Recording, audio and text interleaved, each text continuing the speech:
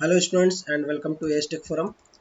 ये जो वीडियो है आज का ये वीडियो हम बात कर रहे हैं आईबी जूनियर इंटेलिजेंस ऑफिसर का जो रिजल्ट की अपडेट आ चुकी है आपके स्किल टेस्ट की।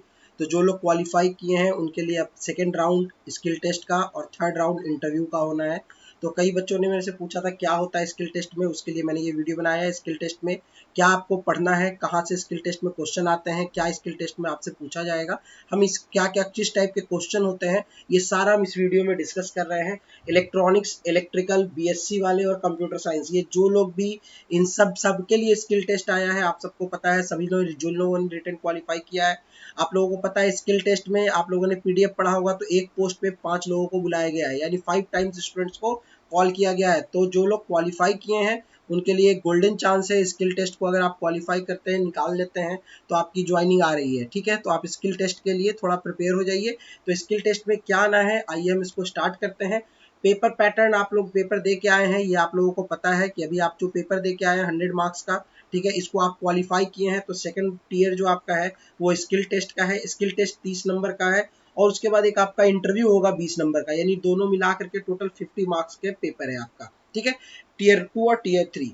स्किल टेस्ट में देखिएगा जो आपका नोटिफिकेशन है उसमें साफ यहाँ पर मेंशन किया गया है कि skill test will be practical based and technical in nature. ठीक है, तो जो भी जॉब प्रोफाइल से अटैच, जो भी आप जॉब प्रोफाइल में, जैसे कंप्यूटर साइंस वाले जाएंगे, आपके इलेक्ट्रॉनिक्स वाले जा रहे हैं, इलेक्ट्रिकल वाले जा रहे हैं, जो उनका जॉब प्रोफाइल है उससे रिलेटेड प्रैक्टिकल आपसे टेस्ट लिया जाएगा वहां पर। ठीक है, तो ये प्रैक्टिकल होगा। जो भी चीजें आप पढ़ते हैं, जो आप बुक में पढ़ते हैं, जो आपने अभी तक पढ़ा है, उसको वहां पर प्रैक्टिकल ग्राउंड में आपसे पूछा जाएगा। और फिर 20 नंबर का उसी से रिलेटेड आपका क्या होगा, इंटरव्यू टेस्ट होगा। तो स्किल टेस्ट में देखिएगा यहाँ पर कोई टाइमिंग नहीं है, सिंपल सी चीज़ है। अगर आपको जो चीज़ें करने के लिए वहाँ पर दिया गया, अगर आपको वो आता है तो आप हो सकता है उसको 5 मिनट में भी कर लेंगे, हो सकता नहीं आता तो आप आधे घंटे में भी उसको इधर उधर तार जोड़ते रहेंगे, आपसे नहीं बनेगा। तो इसीलिए स्किल टेस्ट में प्रैक्टिकल नॉलेज आपका होना बहुत जरूरी है। ठीक है, अब प्रैक्टिकल नॉलेज में क्वेश्चन कैसे होता है स्किल टेस्ट में, हम उसको जरा बात करेंगे। स्किल टेस्ट में देखिएगा, आप सभी के लिए स्किल टेस्ट यहाँ पर बनाया गया है। ठीक है, सभी के लिए मतलब 3 चीजों के लिए है। एक आपका है इलेक्ट्रिकल वालों के लिए, ठीक है, जो इलेक्ट्रिकल से हैं। दूसरा इलेक्ट्रॉनिक्स के लिए है, ईसीई। ठीक है, और तीसरा जो आपका है, ये पॉइंट बना हुआ है कंप्यूटर वालों के लिए। ठीक है, इन तीनों के लिए स्किल टेस्ट दिया गया है। तो तीनों के लिए स्किल टेस्ट कॉमन है। कॉमन कहने का मतलब उन्होंने ये नहीं क्लियर किया है कि किससे क्या पूछेंगे। तो आपको बेसिक हर एक चीज का नॉलेज होना चाहिए। ठीक है, इलेक्ट्रिकल, इलेक्ट्रॉनिक्स, कंप्यूटर, तीनों का आपको बेसिक नॉलेज होना चाहिए। और अपना जिसमें, जैसे इलेक्ट्रिकल वाले तो इलेक्ट्रिकल में उनका डेप्थ नॉलेज होना चाहिए, इलेक्ट्रॉनिक्स वालों को इलेक्ट्रॉनिक्स का डेप्थ होना चाहिए, कंप्यूटर वालों को कंप्यूटर का। बट आपको बेसिक नॉलेज सभी चीजों का होना चाहिए, तीनों का। क्योंकि आपको पता है तीनों को अलग अलग करके रिजल्ट भी नहीं दिया गया है, रिजल्ट भी कॉमन बनाया गया आपके लिए। तो अब यहाँ पर बात करेंगे ये तीनों से आपके किस किस तरह के क्वेश्चन आपसे स्किल टेस्ट में पूछे जाते हैं।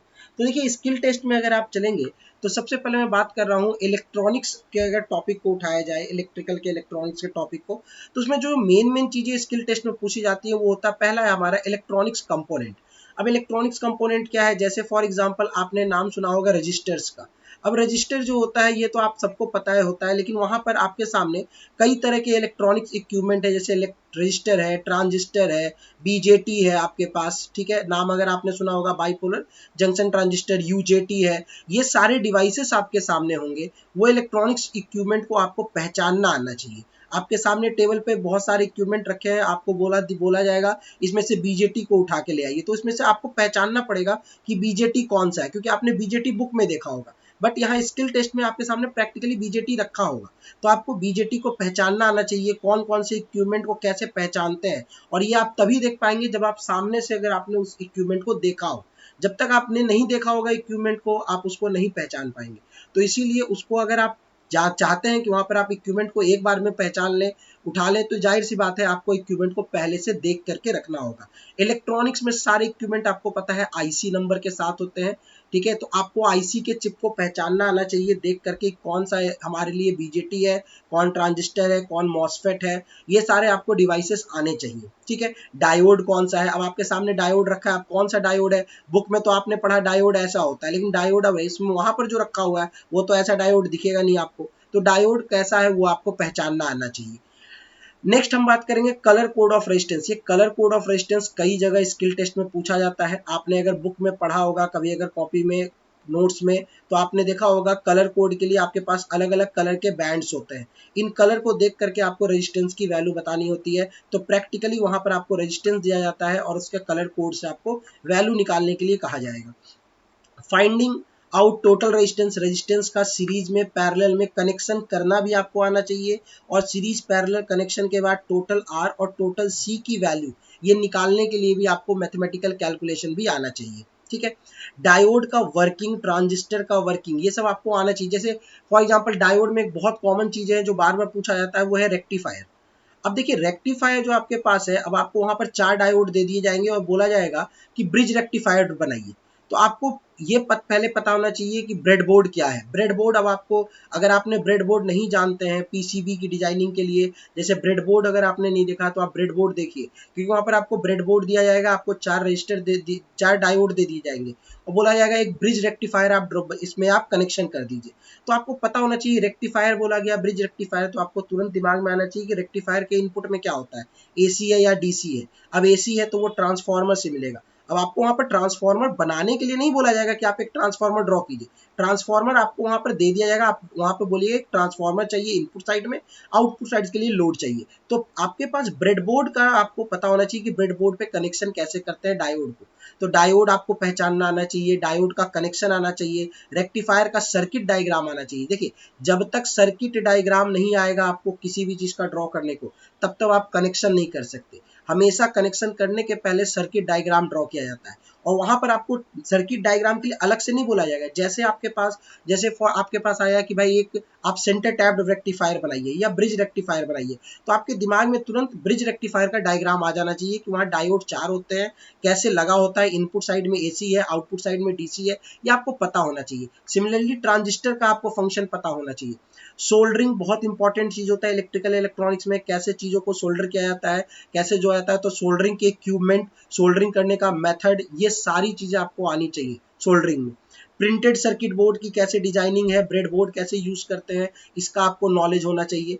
वहां पर देखिए आपसे क्वेश्चन इंटरव्यू में पूछे जाएंगे, लेकिन स्किल टेस्ट में आपको प्रैक्टिकली करने के लिए दिया जाएगा। मैं बार बार आपको इस चीज बोल रहा हूँ, आपको प्रैक्टिकली करने के लिए दिया जाएगा कि जैसे आप इलेक्ट्रिकल सर्किट बोर्ड कनेक्शन है, तो आपका जो सर्किट का बोर्ड होता है उसमें कनेक्शन कैसे होता है, एमसीबी को कैसे जोड़ा जाता है, एमसीबी एमसीसीबी में क्या डिफरेंस है, ये सब चीजें स्किल टेस्ट में आपसे पूछी जाती है कि इंटरव्यू में पूछा जाएगा आपसे एमसीबी एमसीसीबी आरसीसीबी इन सब में डिफरेंस क्या है। तो ये सारा आपको नॉलेज होना चाहिए।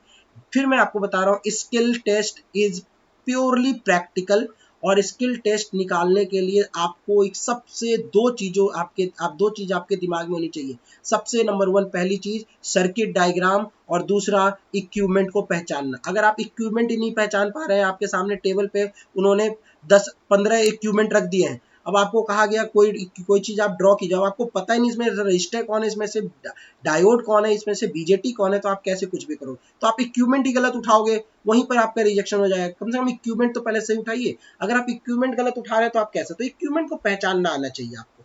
अब इक्विपमेंट पहचानने के 2 तरीके हैं, या तो आप मार्केट जाइए इक्विपमेंट खरीदिए, कोई बहुत बड़ी चीज नहीं है, या उसको देखिए और देख करके पहचानिए, या दूसरा होता है आप यूट्यूब पे सर्च कीजिए, इमेज देखिए कैसे कैसे इक्विपमेंट होते हैं। ठीक है, आपके पास, या मैं आपको कुछ वीडियो में इक्विपमेंट के बारे में बता दूंगा। इसके अलावा आपको इलेक्ट्रिकल अप्लायंसेस में जो आप रिपेयरिंग करते हैं उसके इक्विपमेंट पहचानने के लिए आपको आना चाहिए। ठीक है, जैसे नेशन टेप है, ठीक है, ये कहाँ यूज होता है, ठीक है, आप कौन कौन से डिवाइसेस, हैमर आप कैसा यूज करते हैं डिवाइस में, इलेक्ट्रिकल में, ये सब आपको जितने भी इक्विपमेंट है जो हम इक्विपमेंट यूज करते हैं, ये सारे इक्विपमेंट को भी आपको पहचानना आना चाहिए। ठीक है, कि अगर आपको बोला गया भाई एक प्लगर वहां से उठाइए, तो आपको पता होना चाहिए कि यहाँ पर से हैमर भी बहुत तरह के होते हैं। ठीक है, ये कैसे, वायर कटर आपको पहचान में आना चाहिए कि वायर कटर कौन सा है, वोल्ट मीटर कैसा यूज होता है, वोल्ट मीटर कैसे कनेक्ट होता है सीरीज में या पैरेलल में, एमीटर का कनेक्शन, ये आप सबको नॉलेज में होना चाहिए। इलेक्ट्रिकल इलेक्ट्रॉनिक्स वालों को स्पेशली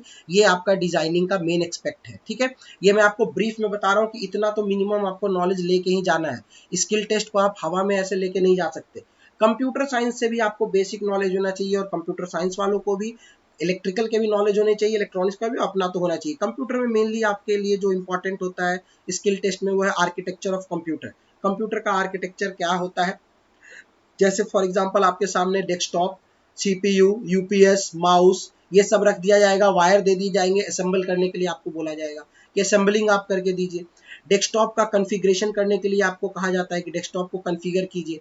और सबसे इंपॉर्टेंट चीज है आपके पास कंप्यूटर में, वो है हमारा एक्सेल सीट और एमएस वर्ड।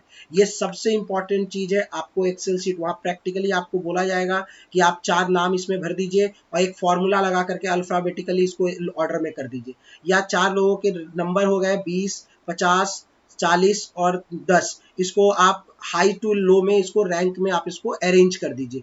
तो एक्सेल के फॉर्मूला, एक्सेल सीट यूज करना ये आपको आना चाहिए। पावर पॉइंट आपको आना चाहिए, वर्ड में आना चाहिए। फिर आपसे जैसे क्वेश्चन पूछा जाता है कि हमारे पास कोई एमएस वर्ड में फाइल है, आप इसको कन्वर्ट कर दो पीडीएफ में, पीडीएफ में कैसे इसको कन्वर्ट करेंगे, या पीडीएफ को वर्ड में कैसे कन्वर्ट करेंगे, एक्सेल सीट को सीधा हम डायरेक्ट वर्ड में कैसे ला सकते हैं। ये बेसिक एमएस वर्ड, ये सबसे इंपॉर्टेंट चीज है आपके स्किल टेस्ट के लिए, इसीलिए आप इसको सबसे ज्यादा अच्छे से तैयार कीजिए। बेसिक क्वेश्चन कंप्यूटर साइंस के आपसे पूछा जाता है, कंप्यूटर के basic question, hardware, software, language के बारे में पूछा जाता है, मशीन लेवल लैंग्वेज, ये सारे आपके नॉलेज होने चाहिए। और एक साइबर सिक्योरिटी इस समय थोड़ा सा पॉपुलर चल रहा है, साइबर सिक्योरिटी से रिलेटेड चीजें इंटरव्यू में भी पूछे जा सकती हैं आपसे, और स्किल टेस्ट में भी आपसे पूछा जा सकता है। तो ये मेन चीजें होती हैं स्किल टेस्ट के लिए।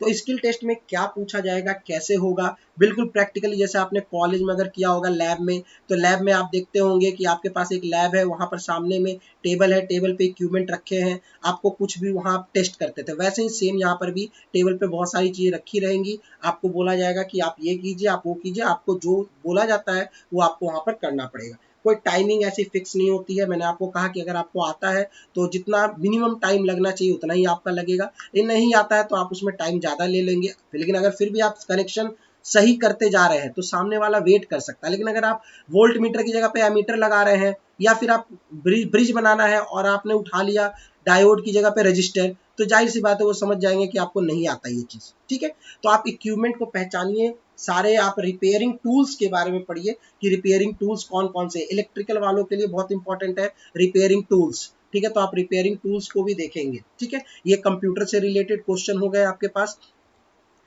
अब बात करते हैं कि सर इसकी तैयारी कैसे करें। देखिए, इसकी तैयारी करने के लिए आपके पास जो ऑप्शन है, मैं आपको ऑप्शंस यहाँ पर दे रहा हूँ। एक ऑप्शन आपके पास होता है कि आप इसकी ऑनलाइन तैयारी कीजिए।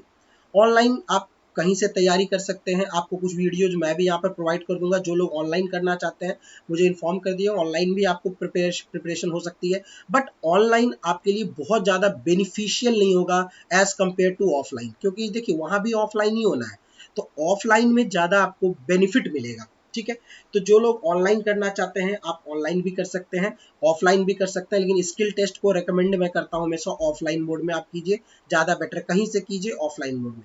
हमारे पास हमारे 2 ब्रांचेज इंजीनियर्स अड्डा का, दिल्ली और पटना, ये 2 ब्रांचेज में स्किल टेस्ट का स्पेशल बैच स्टार्ट हुआ है।